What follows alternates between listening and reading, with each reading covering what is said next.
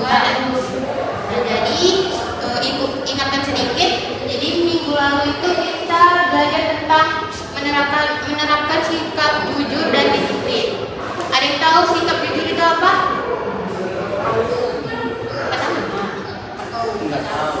Jadi sikap jujur itu adalah keterbukaan kita ataupun ketulusan kita, baik dalam percakapan maupun juga perbuatan.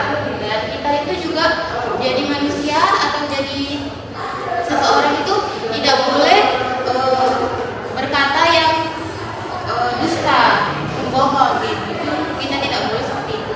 Dan sedangkan disiplin adalah sikap yang menunjukkan kepastian kita terhadap peraturan-peraturan yang menjadi tanggung jawab kita. Selanjutnya kita masuk ke materi baru. Kita hari ini belajar nilai-nilai Pancasila sebagai dasar negara dan pandangan hidup. Jadi di sini ada 4 poin yang mau Ibu bahas. Poin pertama itu ada Pancasila sebagai dasar negara dan pandangan hidup bangsa. Nah, jadi setiap negara itu harus mempunyai dasar negara untuk menjalankan kehidupan bernegaranya. Dasar negara itu bagi suatu negara sangat penting karena dasar negara itu merupakan peraturan penyelenggaraan negara. Nah, kalau negara itu tidak memiliki dasar negara, apa yang akan terjadi? Ada yang bisa jawab? Negaranya hancur, Bu. Ya betul, negaranya bisa hancur, negaranya bisa sering timbul kekacauan.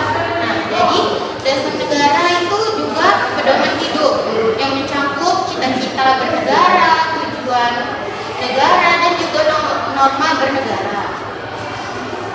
Nah, selanjutnya poin kedua, Pancasila sebagai satu kesatuan yang tidak terpisahkan. Nah, jadi Pancasila itu memiliki sifat dan ciri khas. Yang pertama itu ada sistematis, yang kedua ada kesatuan.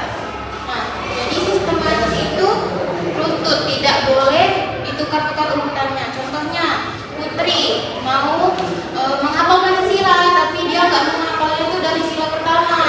Dia menghafalnya dari sila kedua, sila ketiga, pokoknya dia mau menghafal Pancasila itu tapi tidak berurutan sila-silanya. Nah, itu tidak boleh.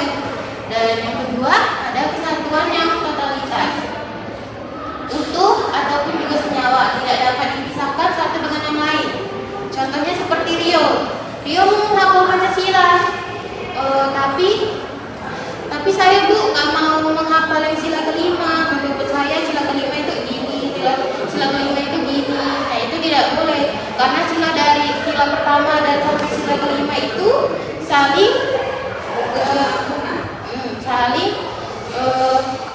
gimana ya, nilai-nilainya itu saling berkaitan, tidak boleh ditukar urutannya dan tidak boleh dipisahkan. Selanjutnya materi yang poin ketiga yaitu nilai-nilai Pancasila sebagai dasar negara dan pandangan hidup. Kita bahas satu-satu dari sila pertama ya. Jadi sila pertama itu apa? Ada yang mau jawab? Sila pertama itu apa bunyinya? Ketuhanan yang Maha Esa dulu. Nah, jadi contoh dari menjalankan sila pertama itu dalam Pancasila seperti apa? Ada yang tahu? Sholat, ngaji, sedekah. Ya, itu bisa dibilang sebagai menjalankan kehidupan sehari-hari ya. Contohnya seperti memperbaiki sedikit, misal kita mempunyai teman yang berbeda agama dengan kita. Nah, kita itu memaksakan kepercayaan kita kepada teman kita, terus kita menjelek-jelekkan agama dia. Nah, itu tidak boleh. Sikap menghargai agama orang lain salah satu contoh dari penerapan sila pertama di kehidupan sehari-hari. Selanjutnya ada sila kedua, yaitu kemanusiaan yang adil dan beradab. Contohnya dalam kehidupan sehari-hari itu seperti menghormati orang yang lebih tua, dan kita sebagai orang yang lebih tua harus menghargai orang yang lebih muda. Selanjutnya Sila ketiga yaitu persatuan Indonesia. Contohnya itu dalam kehidupan sehari-hari kita apa ya? Saya tahu. Apa itu, Bu? Sila ketiga dalam kehidupan kita sehari-hari. Persatuan Indonesia. Dia kayak musyawarah itu, Bu, gotong royong. Sila keempat. Ya, ikut perbaiki sedikit ya. Jadi contohnya di kelas ini pasti agamanya berbeda-beda, sukunya berbeda-beda. Nah, gimana kita caranya untuk mempersatukan yang berbeda itu menjadi satu? Contohnya itu seperti semboyan kita. Semboyan kita itu kan Bhinneka Tunggal Ika. Berbeda-beda tetapi tetap satu jiwa. Nah, dari semboyan ini kita bisa tahu kalau semua perbedaan di Indonesia itu harus dipersatukan, tidak boleh saling menjelekkan, saling menjatuhkan, seperti itu. Nah, sila selanjutnya, sila keempat, kerakyatan yang dipimpin oleh hikmat kebijaksanaan dalam permusyawaratan perwakilan. Nah, kalau ini di dalam kehidupan sehari-hari, bagaimana contohnya, penerapannya? Ada yang bisa jawab?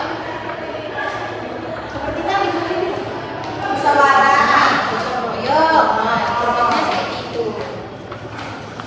Selanjutnya sila kelima, keadilan sosial bagi seluruh rakyat Indonesia. Ya, bagus Putri. Jadi contohnya itu dalam kehidupan sehari-hari kita seperti misalnya ada orang tua ini mempunyai 2 anak. Nah, anak yang SMA sama yang anak SMP pasti kebutuhannya beda. Jadi adil itu tidak selamanya menyamarasakan semuanya. Adil itu bisa juga memberi sesuai kebutuhan atau kecukupan kita. Nah, pasti uang saku anak SMA dan anak SD itu berbeda. Tidak bisa kita samakan karena kebutuhan anak SMA lebih banyak dari anak SD. Selanjutnya, poin terakhir yang akan kita bahas hari ini adalah perwujudan nilai-nilai Pancasila dalam kehidupan. Jadi perwujudan nilai-nilai Pancasila dalam kehidupan itu ada 2. Yang pertama ada di ketatanegaraan dan juga di kehidupan sehari-hari. Nah, jadi yang di ketatanegaraan itu perwujudan Pancasila contohnya seperti hukum, perundang-undangan yang dibuat oleh pemerintah, pendidikan, dan juga kebudayaan. Sedangkan di dalam kehidupan sehari-hari itu kita sebagai setiap individu mampu menerapkan nilai-nilai Pancasila dalam kehidupan sehari-hari, baik perseorangan maupun juga individu. Dari penjelasan Ibu tadi, ada yang mau ditanyakan? Ada yang mau ditanya? Ada, Bu. Kalau nggak ada yang mau buat kesimpulan? Nggak ada. Nggak ada juga. Jadi kalau nggak ada, Ibu mau ngasih tugas untuk kalian yang minggu depannya. Sedikit aja, nggak terlalu banyak. Kerjain, Bu. Iya, karena ya Allah. Ya Allah, ya Allah. Minggu depan harus udah siap ya. Iya, Bu. Iya, Bu.